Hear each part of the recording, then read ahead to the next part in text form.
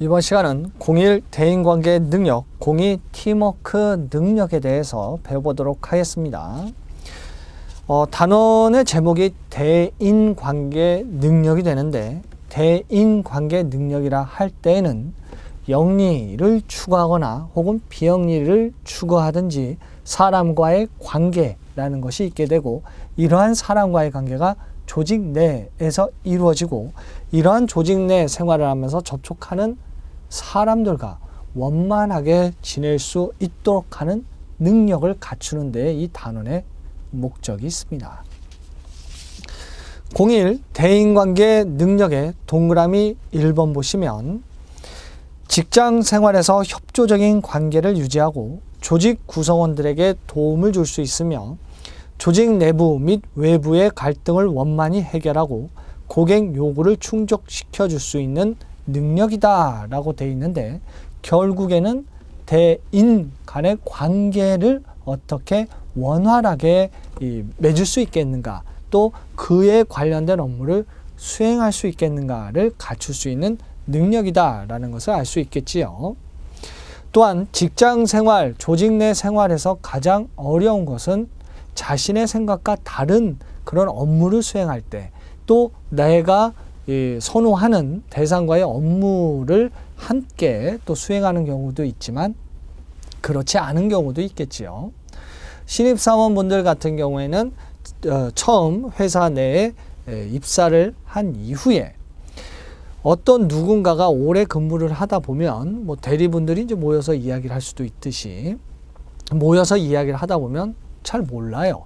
이럴 때에는 누군가에 대해서 대상을 이야기했을 때 그 대상이 누군지는 알지만 그 사람의 생활해 본 경험이 없기 때문에 대처하는 걸 잘 모를 수가 있겠지요. 이때 어떠한 행동 규칙을 가지고 할 수 있겠는가라는 측면들이 대인관계 능력이라는 지식을 통해서 이때 이렇게 대처를 하는 것이 적절하겠구나라는 걸 판단할 수 있게 됩니다.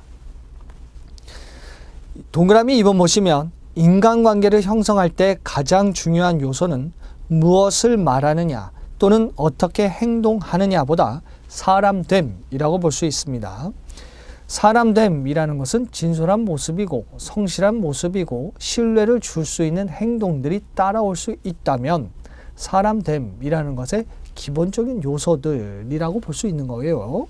그리고 3번 대인관계 능력은 팀워크 능력, 리더십 능력, 갈등 관리 능력, 협상 능력, 고객 서비스 능력 등으로 구분될 수 있다라고 되어 있는데, 일단 가장 기본적인 건 대인관계 능력의 동그라미 1번에서는 대인관계 능력은 이런 것이다 라고 제시를 했고, 이러한 수행을 하기 위해서 동그라미 2번에서 그 개인이 가질 수 있는 것은 사람됨이라는 것이고, 이러한 것을 바탕으로 3번의 팀워크, 리더십, 갈등 관리, 협상, 고객 서비스라는 다양한 능력으로 발휘될 수 있다는 것을 알 수 있게 되죠. 팀워크라는 것은 조직 내에 자신이 속해 있는 팀 내에 수행되어지는 업무들을 어떻게 원활하게 함께 협조해 가면서 달성할 수 있겠는가. 리더십이라는 것은 우리가 흔히 이론 같은 인적 자원과 관련된 이론들을 학습하다 보면 나오는 것이 보스와 리더의 차이잖아요. 보스는 가라고, 리더는 가자예요. 그래서 함께 갈 수 있도록 이끌어낼 수 있는 능력이라고 보면, 갈등 관리 능력이라는 것은 업무를 수행하다 보면 대인 간의 갈등이라는 것은 존재할 것이고, 그 갈등이라는 것이 발전적인 방향으로 갈 수 있는 촉매제의 역할을 수행할 수 있도록 원활하게 대인관계를 할 수 있는 것이 갈등 관리고, 협상 능력이라고 했을 때 우리가 기본적으로 아는 것은 무엇이 필요하고 또 그 상대방은 무엇이 필요한가, 그렇다면 어떻게 이야기를 풀어나갈 것인가와 같은 능력이고, 고객 서비스 능력이다 라는 것은 대인관계이고 고객은 또 주요한 대상이고, 그렇다면 어떻게 고객이 무엇을 원하는지의 핵심, 베네핏을 알 것이고, 또 불만의 원인은 무엇인지를 명확히 꿰뚫어 보는 능력, 이것이 고객 서비스 능력이라고 볼 수 있겠죠. 이에 따라 두 번째 관호는 대인관계 향상 방법입니다.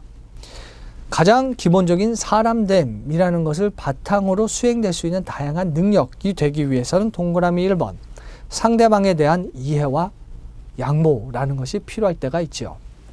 너무 많은 양보를 할 수는 없습니다만 필요한 상황 내에서 대인관계의 그런 관계 내에서의 양보적인 상황이라면 양보를 할 수 있겠지요.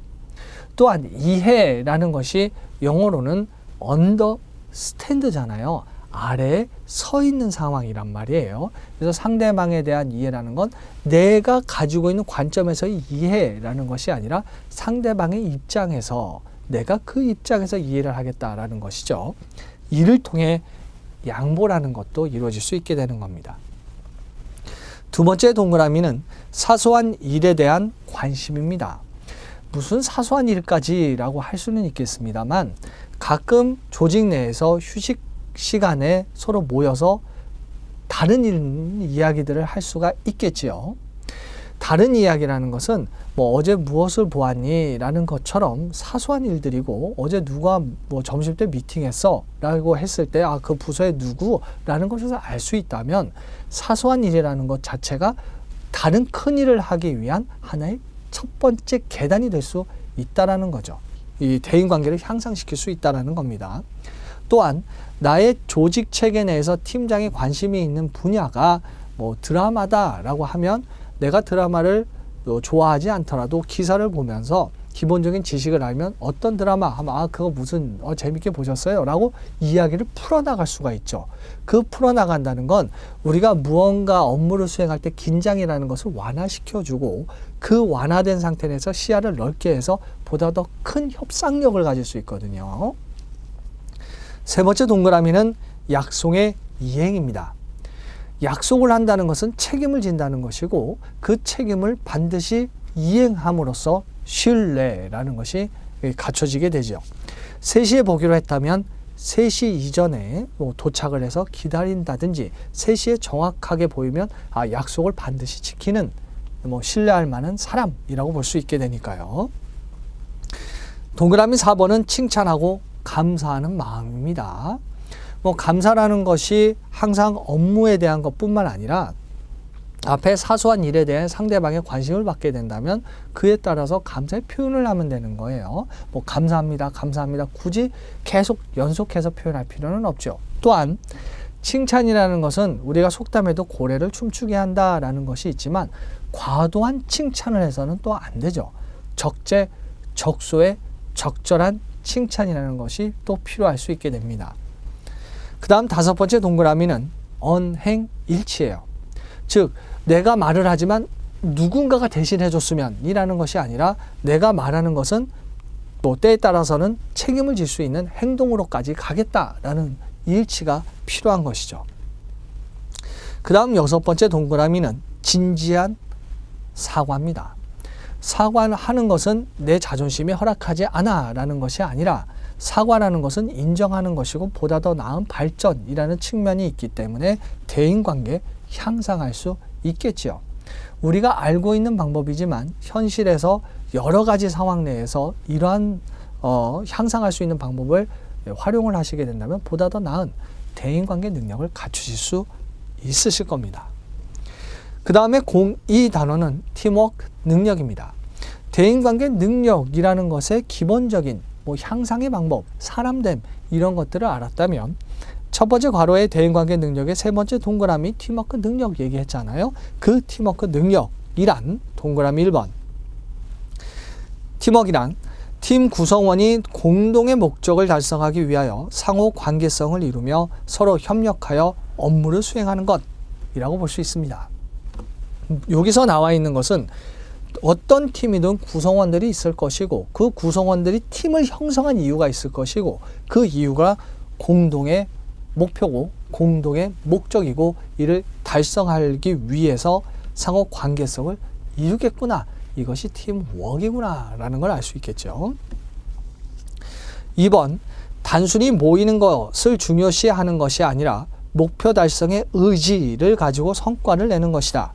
왜냐하면 동그라미 1번 팀워크란 팀 구성원이 그 다음 공동의 목적을 달성하기 위하여 라고 했기 때문에 그 규정되어 있는 의미처럼 모이는 것이 중요한 것이 아니라 목표 달성의 의지를 가지고 성과를 내겠다 하고 팀이 된 것이라고 이해하시는 것이 타당하죠.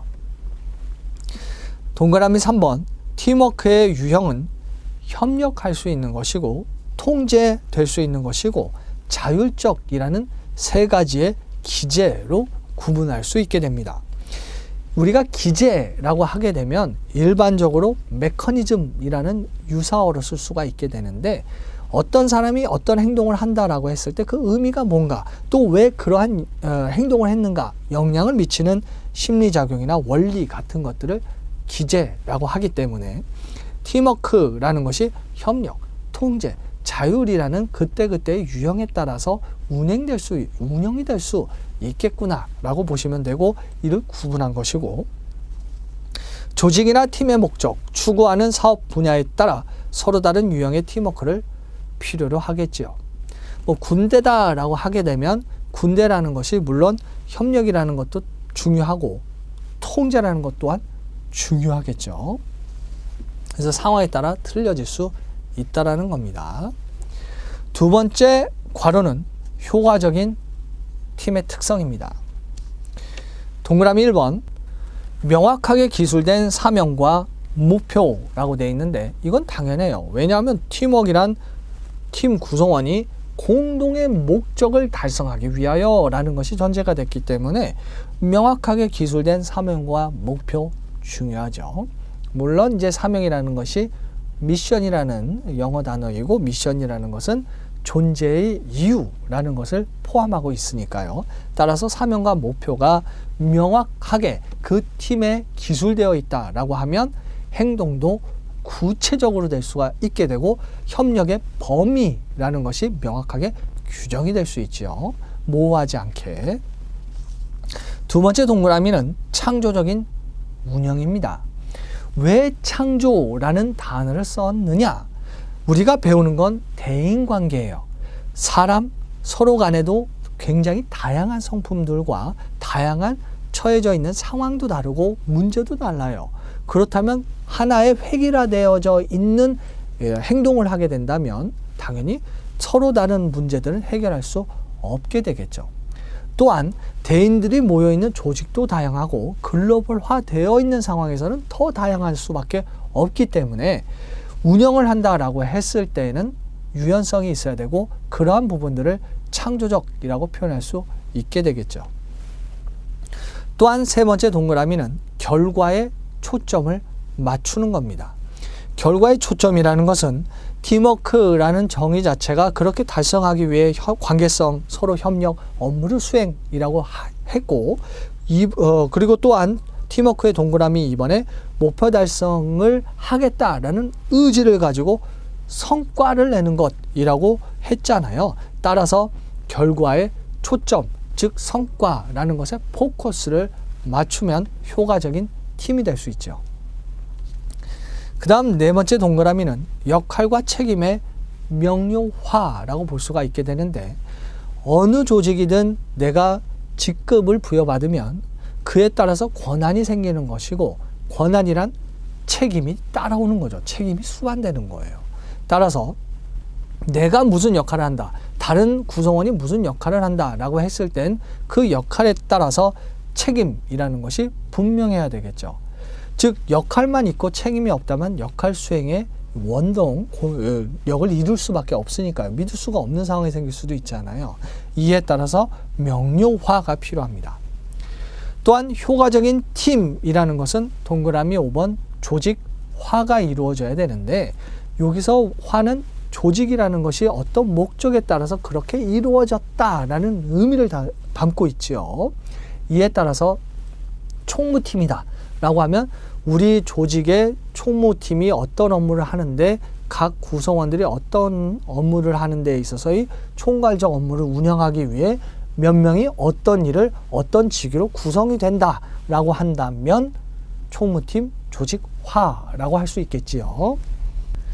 여섯 번째 동그라미는 개인의 강점을 활용하는 겁니다. 우리가 전략을 수립한다라고 했을 때 분석할 때 스와트 분석을 일반적으로 하죠. 내가 잘하는 것, 내가 약한 것 극복하기 위한 대상이고, 시장에 기회가 있고 시장에 위협이 있다라는 것을 일반적으로 하게 돼요. 이때 강점이라고 하게 되면 내가 잘하는 것을 보다 더 잘하도록, 또 잘하고 있는 것을 뭐 마케팅적 의미에서는 보다 더 강화된 마케팅으로 나타낼 수 있을 겁니다. 마찬가지로 효과적인 팀이라는 것은 성과를 내는 것이고, 그 성과의 기본은 공동의 목표가 되기 때문에 각 구성원들이 가지고 있는 강점을 끌어올리는 것 상당히 중요하겠죠. 이것이 개인의 강점 활용이 됩니다. 그 다음에 7번째 동그라미는 리더십 역량의 공유입니다. 우리가 일반적으로 정보화 사회라는 것을 이제 거쳐서 지식이라는 것이 보편화되고 인공지능적인 사회로의 그런 미래로 발전을 하고 있는 과정인데, 단순히 수많은 자료들을 필요에 의거해서 가공 처리하면 정보가 되고, 정보가 축적이 되면 지식이 된다라고 해서 이러한 지식을 바탕으로 경영하는 것을 지식 경영이라고 하게 됩니다. 이때 지식 경영에서 필요한 것이 무엇이냐 하면, 개인이 가지고 있는 지식적인 측면, 뭐 도제교육처럼 노하우적인 측면들이 있다라고 하게 되면 나만 갖고 있는 것이 아니라 보다 더 나은 경영의 성과를 위해서 공유라는 사회화를 하게 돼요. 이를 통해서 그것이 보편적으로 매뉴얼화가 되어지게 되고, 새로운 직원이 오게 되면 그 매뉴얼을 학습하고 새로운 노하우를 축적하고 그 다음에 또 이전시키고, 이런 식으로 발전을 하게 된다라고 보고 있거든요. 마찬가지로 리더십이라는 측면들이 원활한 업무를 수행을 하는 데 있어서 필요하고, 그것이 효율성이 있었다라고 한다면 그 역량 자체는 당연히 공유해야 되는 것이고요. 8번째 동그라미는 팀 풍토를 발전시키는 겁니다. 발전이라는 측면들은 긍정적인 건 당연히 발전을 시킬 수밖에 없는 것이고, 부정적인 것들은 발전할 수 있는 방향의 원동력으로 활용을 하면 되는 것이고요. 9번째 동그라미, 의견의 불일치를 건설적으로 해결하면 됩니다. 의견이 서로 다르다라고 했을 때는 상대편이 나와 적이라는 것이 아니죠. 어떠한 정답이 없는 그러한 일반적인 업무들이 대부분이기 때문에, 그럴 때에는 상호간의 의견을 귀 담아 들을 필요가 있게 돼요. 다시 말해, 의견이라는 것은 항상 불이치될 수 있다는 것이고, 그 불이치되는 건 상대방을 인정을 한 상태 내에서 그럴 수도 있지만 이것이 훨씬 더 낫다는 논리적인 접근을 하는 것이 필요하겠죠. 즉, 의견 불일치를 건설적으로 해결하는 것이 필요하게 된다는 겁니다. 그 다음에 10번째는 개방적 의사소통입니다. 의사소통, 커뮤니케이션이라는 것은 일반적으로 이래요. 누군가가 보내는 자가 있고 누군가는 받는 자가 있을 것이고, 그 보내는 사람은 무언가 메시지를 수신자에게 보내게 되겠죠. 원활하게 이루어짐으로 인해서 통신의 개념이 아닌 의사소통, 서로 간의 이해를 통해서, 그래서 의사소통 자체를 커뮤니케이션이라고 하잖아요. 즉 서로 간의 의사소통의 협력적 의미를 담고 있기 때문에, 개방적이라는 건 내 주장만을 이라는 것이 아니라, 그럴 수도 있겠다, 필요하다면 그 의견에 내 의견이 이렇게 됩시다 라고 하게 된다면 9번째 동그라미, 의견 불일치의 건설적 해결까지도 가능해지게 되는 거예요. 따라서 10번째, 개방적인 의사소통 필요하겠죠. 또한 11번째 동그라미는 객관적인 의사결정입니다. 효과적인 팀이 무엇이 효과적이냐라고 했을 때 의사결정을 객관적으로 했다라고 하게 된다면 팀 구성원들이 다 이해할 수 있겠죠. 주관적으로 판단할 수밖에 없는 상황도 있겠습니다만, 보편적이고 일반적인 것은 체계화되어져야 되고 객관적이어야 되는 것이죠. 그러므로 인해 구성원들의 이해를 통해 업무의 능률은 높아질 수 있으니까요.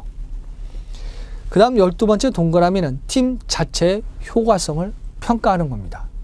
우리가 이렇게 건설적으로 이렇게 의견을 일치시켜서 수행을 했는데 이런 성과가 나왔다. 그렇다면 그 성과 자체는 우리가 기대한 것보다 많이 나왔는데 무엇 때문에 많이 나왔구나 라는 분석을 할 수 있는 것이고, 안 나오게 되면 무엇 때문에 안 나왔는가, 뭐 대외적인가 대내적인가 우리의 의사결정 과정의 문제인가를 분석하고 평가할 수 있게 될 겁니다. 이럴 때 두 번째 괄호 효과적이라는 단어를 쓸 수 있고, 이를 통해 효과적인 팀워크가 이루어질 수 있게 되는 것이죠. 세 번째 괄호는 팀의 발전 과정입니다. 동그라미 1번 형성기라는 것은 팀 구축하는 단계죠. 형성이기 때문에 팀원들은 팀에서 인정받기를 원하고 다른 팀원들을 신뢰할 수 있는지 탐색하게 되죠. 즉 처음에 팀이 구축이 된다라고 하게 되면 팀원들이 누군지 서로 간에 소개를 하고 뭐 인사하고 하잖아요. 탐색을 하고 이 사람은 어떤 업무를 하는구나 라는 거예요. 그리고 인정받기 원하죠. 능력으로서. 두 번째 동그라미는 격동기입니다.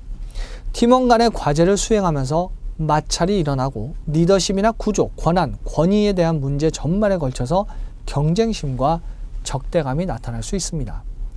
아니 내가 밤새서 기획안을 냈는데 왜 팀장이 보자마자 다시 해와 라고 하는가 라고 할 수 있다는 거죠. 물론 뭐 앞선 강의에서도 말씀드렸다시피 그럴 때는 이미 했다는 거고요. 그 했다는 결과는 서로 간의 회의에서 A, B, C 안처럼 다양한 것 중 그 가장 최적의 안이 따로 있었다는 그런 것으로 이해될 수 있는데, 일단 팀원 간의 과제를 수행하게 되면 서로 간의 의견이 다르다. 마찰은 당연히 일어날 수밖에 없는 겁니다. 그리고 리더십이라는 부분들에 있어서도 원활하게 발생이 돼야 되는데, 앞서 말씀드렸다시피 효과적인 팀이 서로 간에 개방적이어야 되고 이해적인 부분들도 있어야 되는데 경쟁심, 적대라는 측면들이 나타날 수 있다는 것이죠. 격동기에. 세 번째 동그라미는 규범기입니다. 팀원 간의 응집력이 생기고 개인의 주장보다 공동체 형성과 팀의 문제 해결에 집중하게 됩니다. 즉 격동기를 거치게 되면 서로 안정이라는 것이 이루어질 수 있고 이것이 규범으로 작용을 할 수 있게 됩니다. 이에 따라 네 번째 동그라미 성취기라고 해서 팀원들은 사기충전하고 팀에 대한 충성심이 높으며 팀의 역량과 인간관계의 깊이를 확장함으로써 가장 생산적인 팀의 모습을 갖출 수 있게 되는 겁니다. 우리가 이렇게 지식적인 측면들을 배우면 당연히 그렇구나 라고 할 텐데 이제 문제에 대해서는 그렇게 안 나오죠. 뭐 예를 들어서 격동기를 낸다라고 했을 때 조직 구성이 얼마 되지 않은 상태 내에서 누구와 마찰이 생기고 경쟁심에 심해지고 이런 식으로 이제 표현을 할 수는 있어요. 그래서 다양한 사례들로서 응용될 수 있다는 점. 하지만 그 사례와 응용이 해당 내용에 기반을 한 내용이라는 점을 알고 계시면 문제 푸시는 건 어려움이 없으시겠죠. 그 다음 네 번째 괄호는 멤버십입니다. 동그라미 1번 멤버십의 내용을 보면 조직의 구성원으로서 자격과 지위를 갖는 것, 하나의 멤버가 되는 것이죠. 그래서 그 멤버라는 것은 자격과 지위를 갖추게 된다는 것이고, 그래서 우리도 뭐 회원에 가입을 하면 뭐 카드 멤버십 회원이라고 표현하듯이 나는 고객이 됐고 그 지위를 누릴 수 있는 위치라는 것처럼 조직 내에서도 자격과 지위를 가질 수 있게 되는데 멤버십이죠. 훌륭한 멤버십은 팔로워십의 역할을 충실하게 잘 수행하는 것이다 라고 되어 있는데, 조직이고 조직 내는 구성원이 있고 리더십에 따라서 원활하게 유기적으로 목표, 성과를 내면 되는 건데, 이때 훌륭한 멤버십이란 팔로워십의 역할을 충실하게 잘 수행한다는 점이거든요. 팔로워십이라는 것은 우리가 흔히 누가 이끌면 우리가 따라간다 라는 것으로 우리나라 말로 굳이 바꿔보자면 추종자라고 볼 수가 있고, 팔로워십이기 때문에 추종자에 따라가겠다, 어떠한 역할을 온전하게 하겠다라는 추종자 정신이라고 볼 수가 있는 것이죠. 따라서 팔로워십은 내가 조직 구성원 내에 부하다라고 하게 되면 부하로서 바람직한 행동은 무엇인가, 바람직한 속성은 무엇인가를 의미하는 것, 팔로워십이라고 보시면 됩니다. 그래서 리더십과 멤버십 두 개념은 상호 보완적일 수밖에 없고 필수적인 관계일 수밖에 없죠. 즉 리더십이라는 것이 조직 구성원을 통해서 발휘가 될 수 있는 것처럼 상호 간에 보완적이고 필수적인 거예요. 두 번째 동그라미는 멤버십의 유형입니다. 소외형은 자립적인 사람으로 일부러 반대 의견을 제시하는 유형이죠. 아주 재미있어요. 이렇게 멤버십의 유형을 구분하는 것처럼 고객도 구분하잖아요. 뭐 불만형, 뭐 논리형, 감정형, 고객을 구분하는 이유는 이러한 상황이면 이렇게 대처하겠다라는 것을 준비시켜주는 사전 지식이거든요.